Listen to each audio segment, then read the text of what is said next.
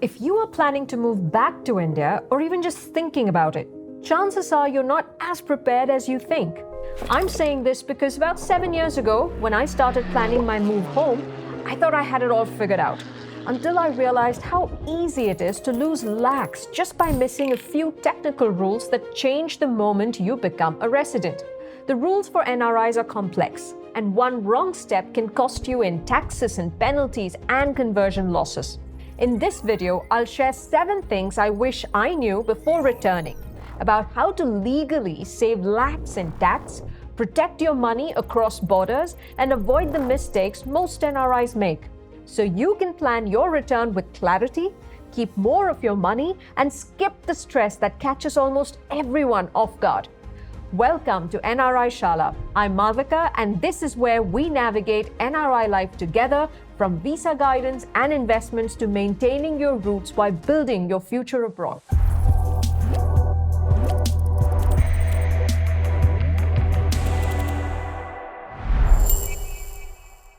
The first thing you need to know is how to save as much tax as possible on your foreign income. When you return to India permanently, that is the most crucial time an NRI has. This is not just me. Any chartered accountant who handles NRI matters will tell you the same. The reason is a specific window opens when you return to India, and if you miss it, you could lose lakhs in tax you could totally avoid. Let me share an example. Someone I know returned to India in 2021 and sold a property in the US 3 years later. The capital gain was 50 lakh rupees, but when he filed his taxes, the notice came for 15 lakh rupees in tax. Technically, as an NRI, you don't pay tax on foreign income, but what he missed was that exemption only lasts for a limited time. If he had sold the property 6 months earlier, he would have paid 0 tax on the same transaction in India. This window is called RNOR status, resident, but not ordinarily resident. For the first couple of years after you move back, depending on how long you stayed abroad, your foreign income is not taxed in India. So capital gains from US stocks, rental income from overseas property, withdrawals from retirement accounts, all of this stays tax-free during your RNOR period. But the moment that period ends, you become a regular resident and all your worldwide income gets taxed according to Indian income tax slabs, with the highest going above 30%, including cess and surcharges. The mistake most returning NRIs make is they assume RNOR status applies automatically. It doesn't. RNOR status must be evaluated and declared each financial year based on specific residency conditions. You need to meet one of these 2 criteria, but also make sure your CA knows you're claiming RNOR status. If they assume you're a regular resident, they'll tax your global income unnecessarily. So here's what you need to do.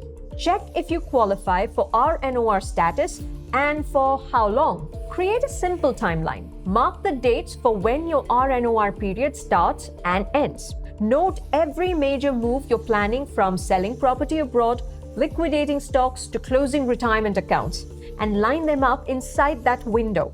Because once that window closes, you lose the opportunity to save money from taxes. Now, RNOR protects your foreign income from tax, but what if you need to move money out of India?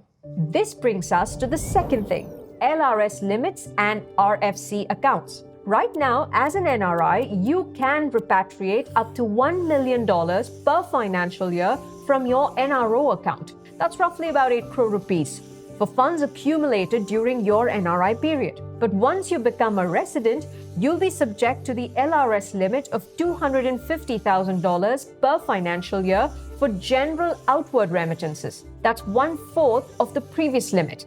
So if you have large payments or obligations abroad, transfer that money before you return. But here's what most people miss. It's not just about how much you can send, it's also about what currency you hold it in. Many returning NRIs rush to convert everything to rupees, but that decision can backfire.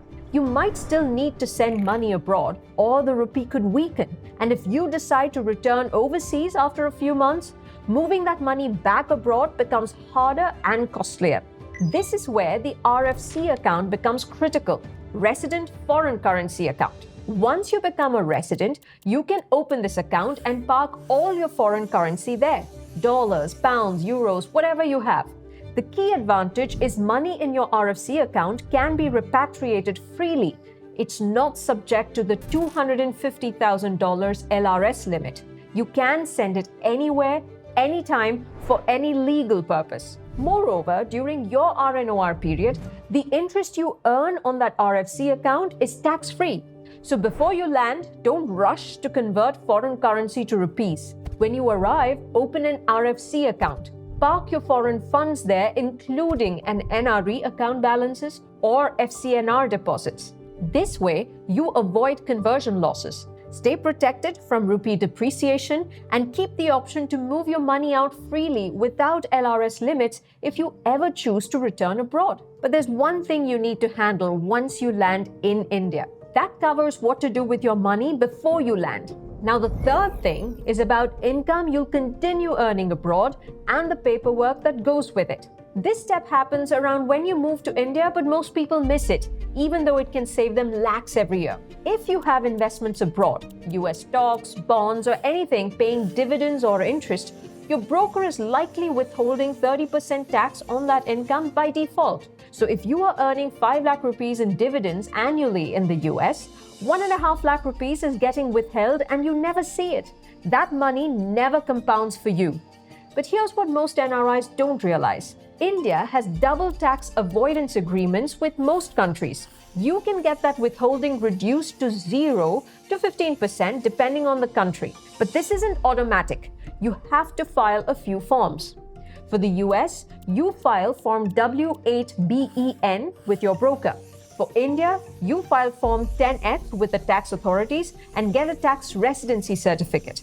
Once you do this, your withholding drops significantly. Then, when the dividend income is reported in India, you can claim credit for the tax already paid in the US, thus avoiding double taxation. On that same 5 lakh rupees dividend income, your tax might drop from 1.5 lakhs to about 50,000 to 75,000 rupees, and the rest keeps compounding for you. Do it before you return. It's an hour of paperwork that saves you lakhs every year. While you're handling this, keep your foreign bank and brokerage accounts open. Many people close them, thinking residents can't hold them. You can, and you should. That's because the tax refund that comes 6 months after you've moved needs somewhere to land.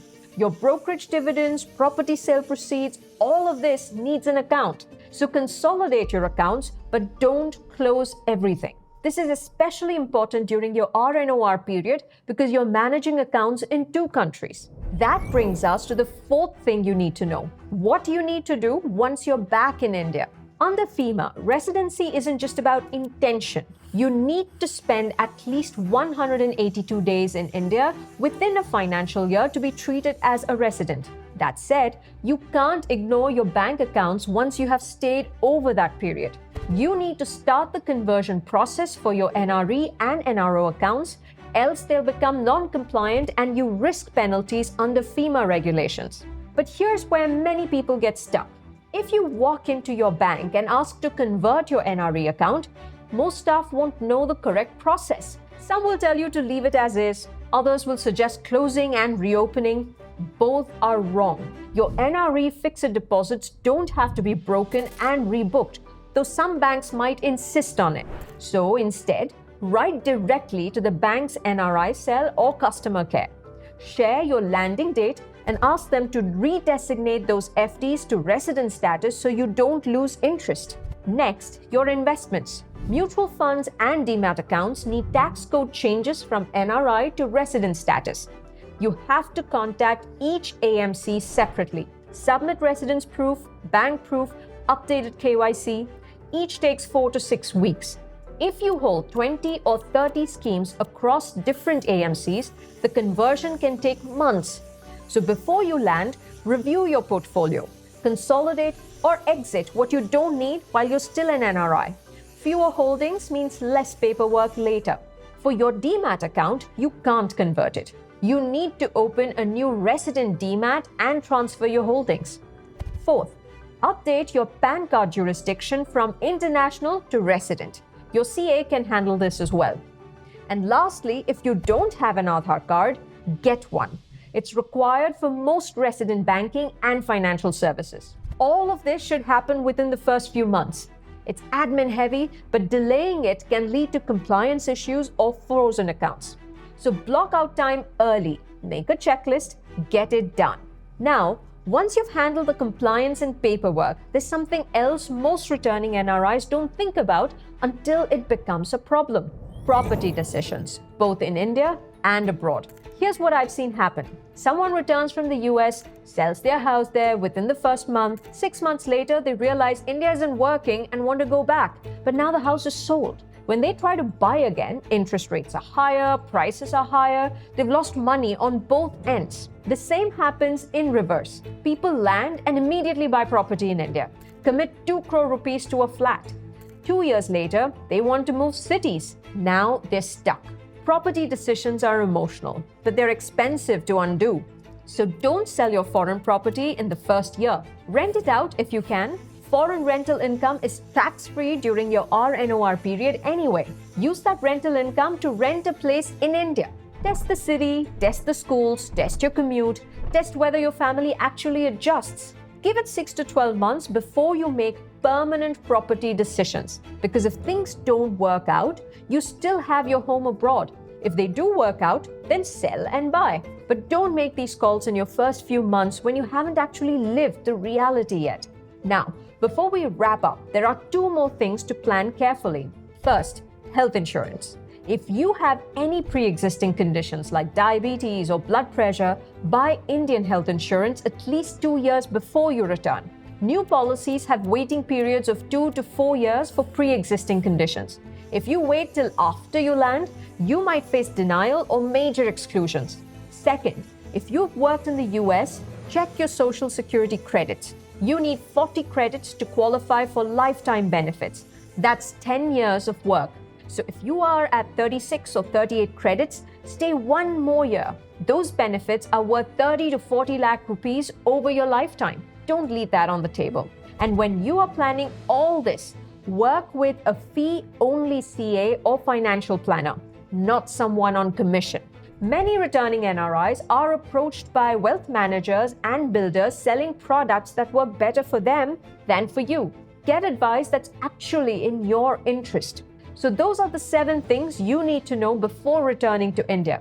A lot of NRIs struggle with understanding complex FEMA laws. If you are one of them, make sure you watch this video where we discuss all the major laws that you need to know as an NRI. If this video was helpful, make sure to like, hit the subscribe button and share with your NRI friends.